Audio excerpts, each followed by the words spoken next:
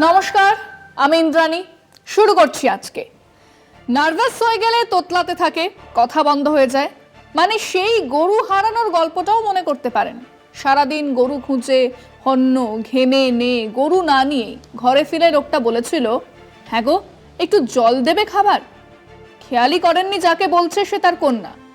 তো বউ শুনতে পেয়ে গা ঝামটা দিয়ে বলেছিল, মিন্সের চোখ কি গেছে, কাকে কি বলছো? সে লোকটা বলেছিল, গরু হারালে এরকমই হয় মা। তো শুভেন্দু অধিকারী অ্যান্ড কোম্পানির ঘটি ডুবেছে, গরু হারিয়েছে। মুখের ভাষা আর কথা শুনলেই বুঝতে পারবেন। আজ 7 সকালে জঙ্গিপুরের বিজেপি প্রার্থী ক্যামেরার সামনেই বলেছেন, শীতলকুচি করে দেব। কথাটা থেকে দুটো জিনিস তো সামনে এলো। এক, শীতলকুচি ওনাদেরই করানো, ওনারাই এই ঘটনা ঘটিয়েছিলেন, চাইলে আবারও ঘটাতেই পারেন। 2, শীতলকুচি ঘটানোর মধ্যে কোনো অন্যায় নেই। জলজান্ত 5 জনকে গুলি করে মারার মধ্যে সেই বিজেপি প্রার্থী কোনো অন্যায় দেখছেন না। তো এক সামান্য প্রার্থী, তাও জঙ্গিপুরে, যিনি হারার জন্যই বলি প্রদত্ত, সেই তিনিই যখন এই কথা বলতে পারেন, তখন রাজ্যের বিরোধী দলনেতা এর থেকে অনেক বেশি দামি কথা বলতেই পারেন, বলেওছেন। সেটাই আমাদের বিষয় আজকে। মথুরাপুর দিলে ভাইপোকে জেলে পুরবো, 25-এ ভোট করাবো, বলেছেন শুভেন্দু অধিকারী।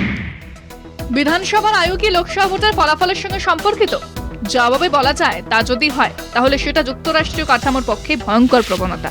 বহুদলীয় গণতন্ত্রে রাজ্য ও কেন্দ্রে দুই রাজনৈতিক প্রতিপক্ষ শাসন ক্ষমতায় থাকতে পারে, সেটাই স্বাভাবিক। কিন্তু কেন্দ্রের সাংবিধানিক ক্ষমতা ব্যবহার করে রাজ্যের নির্বাচিত সরকারের পতন ঘটানোর সংস্থান থাকলেও তা কঠোরভাবে শর্ত সাপেক্ষ। কিন্তু স্রেফ রাজনৈতিক প্রতিপক্ষকে দমানোর লক্ষ্যে সাংবিধানিক ক্ষমতা ব্যবহার করলে তাকে অপপ্রয়োগ বলা হয়। অতি সম্প্রতি লোকসভা ভোটের বাজারে বিরোধী দল নেতা শুভেন্দু অধিকারী এমনই হুমকি দিয়েছেন। তিনি বলেছেন, লোকসভা ভোটে বিজেপি জিতলে রাজ্যে নির্বাচিত সরকারের পতন ঘটবে। কিন্তু কিভাবে? শুভেন্দু খোলসা না করলেও কেন্দ্র রাজনৈতিক প্রতিহিংসা চরিতার্থ করতেই যে দেশের কোনো অঙ্গরাজ্যের নির্বাচিত সরকারকে মেয়াদের আগেই ভেঙে দিতে পারে, সেদিকেই ইঙ্গিত দিয়ে রেখেছেন। গণতন্ত্রের পক্ষে কি এটা আদৌ স্বাস্থ্যকর? সাধারণ নাগরিক যাদের ভোটের সরকার গঠিত হয়, তাদের কাছে মনে এমন প্রশ্ন জাগা অনিবার্য। মথুরাপুরে নির্বাচনী প্রচারে এসেছিলেন রাজ্যের বিরোধী দলনেতা শুভেন্দু অধিকারী।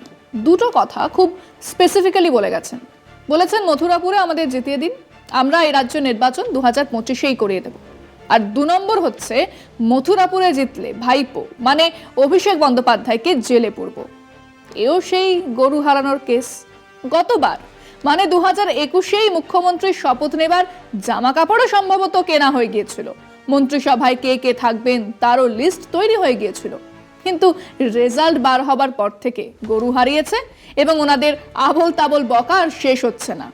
ওনার মনেই নেই এই নির্বাচন হচ্ছে দেশের সাধারণ নির্বাচন। মোদিজি আর সরকার তৈরি করতে পারবেন নাকি অন্য কেউ সরকার বানাবেন, সেটা ঠিক করার নির্বাচন। এখানে ওনারা যদি ওনাদের ইচ্ছে মতো 25টাও আসন পেয়ে যান, তাহলেও সরকার ফেলে দেবার কোনো আইনি ব্যবস্থা নেই। 2 নম্বর হলো, কাউকে জেলে পোড়ার উনি কে? উনিই পুলিশ, উনিই হাকিম, মধ্যযুগের কুবলাই খান নাকি? আসলে শুভেন্দু অধিকারী এবারে ভোটের আগেই বুঝতে পারছেন জমি নেই, পায়ের তলাতে জমি ক্রমশ সরে যাচ্ছে। যে উত্তরবঙ্গে 6টা আসনের ভোট হয়েছে, সেখান থেকে বেশ খারাপ খবর এসেছে। 3টে আসন গেছে। এবারে মালদা মুর্শিদাবাদের 4টে আসনের হদিশ তার কাছে আছে। তাই এখন কেবল ভোকাল টনিকের ওপরেই ভরসা। উনি মঞ্চ থেকে বলছেন, সরকার ফেলে দেব। তলায় ভক্তকুলের উল্লাস, সরকার ফেলে দেব। বলছেন, ভাইপোকে জেলে পুরব। হাততালি হাততালি।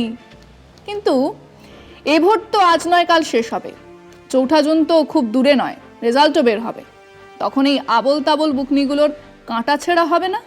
বিধানসভাতে ভাইপোকে জেলে পুরে দেওয়ার কথা উঠবে না? সবচেয়ে বড় কথা, আজ যে ক্যাডার বাহিনীকে উত্তেজিত করার জন্য উনি এই কথা বললেন, সেই বাহিনী কতটা ডিমোরালাইজড হবে ভেবে দেখেছেন? কিন্তু এই কথাগুলো অনর্গল বলে যাবার মধ্যে আরেক ভয়ঙ্কর প্রবণতাও লুকিয়ে আছে। তা হলো দেশের সংবিধান বা আইনি ব্যবস্থাকে অস্বীকার করা। সাধারণ নির্বাচনে হেরে গেলেই রাজ্য সরকার ফেলে দেবার মতো এক অগণতান্ত্রিক ধারণাকে সামনে আনা। 1977 এক ব্যতিক্রম ছিল। এমনিতেই নির্বাচন 1 বছর পরে হচ্ছিল, আর উত্তর ভারতে কোনো রাজ্য সরকারই সরকার চালানোর মতো অবস্থায় ছিল না। সেদিন রাষ্ট্রপতির নির্দেশে কিছু সরকার ভাঙা হয়েছিল। কিন্তু আজ কোন ধারায় সরকার ফেলা হবে? নির্বাচনে জিতলেই বিরোধী নেতাকে কোন ধারায় জেলে পোড়া হবে? নার্ভাস হয়ে ভয় পেয়ে শুভেন্দু অধিকারী যা বলেছেন তা আমাদের রাজনৈতিক সংস্কৃতির বিরোধী। আমরা আমাদের দর্শকদের জিজ্ঞেস করেছিলাম, সাধারণ নির্বাচনে হেরে গেলে এক নির্বাচিত রাজ্য সরকারকে ফেলে দেওয়ার, ভেঙে দেওয়ার কথা বলেছেন রাজ্যের বিরোধী দলনেতা শুভেন্দু অধিকারী। আপনার বক্তব্য কি? শুনুন তারা কি বলেছেন। আমাদের সরকার থাকবে, দিদি থাকবে। একটা নির্বাচিত সরকারকে ভেঙে দেওয়া ঠিক নয়, এটাই তো জানি। শুভেন্দু বললে হবে না, জনগণ যেটা চাইবে সেটাই হবে। এটা তো শুভেন্দু অধিকারী গায়ের জোরে বলছে, ক্ষমতার জোরে, অবৈধ অগণতান্ত্রিক। 21-এর নির্বাচনের সময় অনেক কথা বলেছিলেন সরকার দখল করে নেবেন। এখন অনেক আসল কথা হচ্ছে সন্দেশখালী প্রকৃত ভিডিও সামনে আসার পরে ওনার মাথা খারাপ হয়ে গেছে। না, ভেঙে দেওয়ার কোনো দরকার হয় না। শুভেন্দু অধিকারী তো নিজেই চোর, সে মমতার সঙ্গে যে ব্যবহার করেছে নিজেই তো চোর, সে সরকার কি করে ফেলে দেবে? নেতৃত্ব ফেলতে পারবে না আশা করছি, আমরা আশাবাদী। ওগুলা বেকার কথা, আমরা কাঁচি মানুষ। হ্যাঁ, ও বললে যে হেরে যাবে ভুল কথা। মমতা বিশাল ভোটে জিতছে। হার জিত সব প্রত্যেকটা মানুষ একজনকে না একজনকে চায়, তাকে কি মেরে ধরে করা ঠিক হবে? কি উচিত নয়। এই ভেঙে দেবো বাসনাটা যে বলছে, এটা কিরকমভাবে বলতে পারে ওরা? উনি তো মুখ্যমন্ত্রী হয়ে আছে, উনির তো ভোটের ইলেকশন না, উনি যে জায়গায় বসে আছে উনিকে নিয়ে টানছে কেন শুভেন্দু অধিকারী? একটু ভেবে দেখুন না, আগে নিজে ঠিক মতো দাঁড়াতে পারবেন কিনা। না, আমার মতে যা হবে নির্বাচনের মাধ্যমে হওয়াই ভালো। এরকমভাবে ফেলে দিয়ে এটা আমার মতে ঠিক না। এবার মোদিজির হটাও দেশ বাঁচাও এই স্লোগানে পশ্চিমবাংলার মানুষ এবার ঐক্যবদ্ধ লড়াই করছে। এটা মোটেও উচিত হবে না এবং আগামী দিনের এটা শুভ সংকেত না। সারা দেশ থেকেই বিজেপির পিছু হটার খবর আসছে, আর তার সঙ্গেই পাল্লা দিয়ে আরো মরিয়া হয়ে ওঠার খবরও।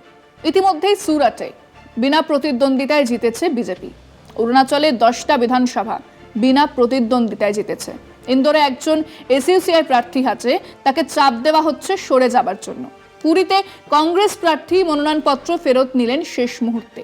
মানে যত রকমের অগণতান্ত্রিক পদ্ধতি হয় তার একটাও বাদ দিচ্ছে না তারা। বাংলাতেও সেই ছবি।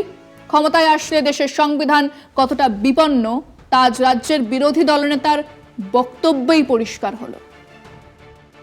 আজকে এ পর্যন্তই। দেখতে থাকুন কলকাতা টিভি, রাত দিন 7 দিন।